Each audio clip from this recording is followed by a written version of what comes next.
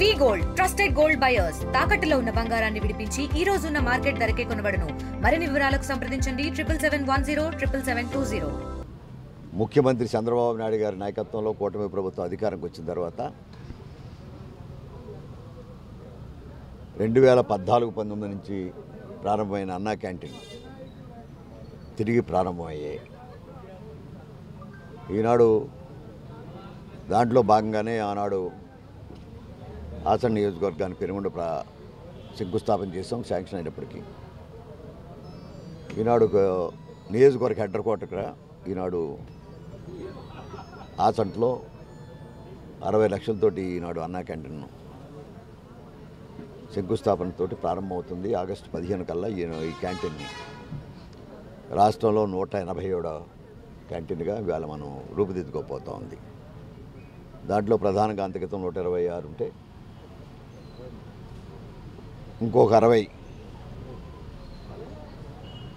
కొత్తగా ప్రభుత్వం ఏర్పడిన తర్వాత 2024 జూన్ 12వ తారీఖున కొత్త ప్రభుత్వం ఏర్పడి సంవత్సర కాలం అయిన తర్వాత ఈనాడు ఈ కార్యక్రమాలు కూడా కొనసాగుతున్నాయి.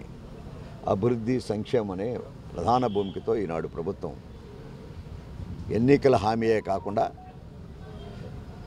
ఏదైతే కక్షపూరితమైన వాతావరణ రాజకీయాల్లో జగన్మోహన్ రెడ్డి ముఖ్యమంత్రిగా ఉండి అరాచక రాజకీయాలు చేస్తూ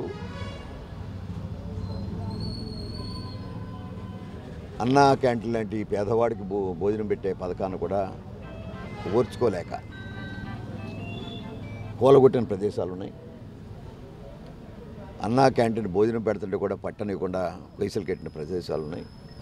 అయినప్పుడు కూడా ఈ ప్రభుత్వం ప్రతిష్టాకారం తీసుకుంది. పేదవాడికి సంబంధించిన భోజనం అన్నా క్యాంటీన్ ద్వారా ఆయా ప్రాంతాల్లో 175 నియోజకవర్గాల్లో కూడా ఈ కార్యక్రమాన్ని ప్రారంభించాలనే ఆలోచనతో ఈనాడు ఆచంట నియోజకవర్గంలో కూడా ఈనాడు ఆచంటలో ప్రారంభమవుతున్న సందర్భంగా ముఖ్యమంత్రి చంద్రబాబు నాయుడు గారికి, ఉప ముఖ్యమంత్రి పవన్ కళ్యాణ్ గారు కూడా హృదయపూర్వకంగా ఈ నియోజకవర్గ ప్రజల తరపున, ప్రజాప్రతినిధుల తరపున శుభాభినందనలు తెలియపరుచుకుంటాం. ఇండియా పాకిస్తాన్ ఉద్రిక్తతలపై లేటెస్ట్ అప్డేట్స్ కోసం డౌన్లోడ్ చేసుకోండి RTV లైవ్ యాప్.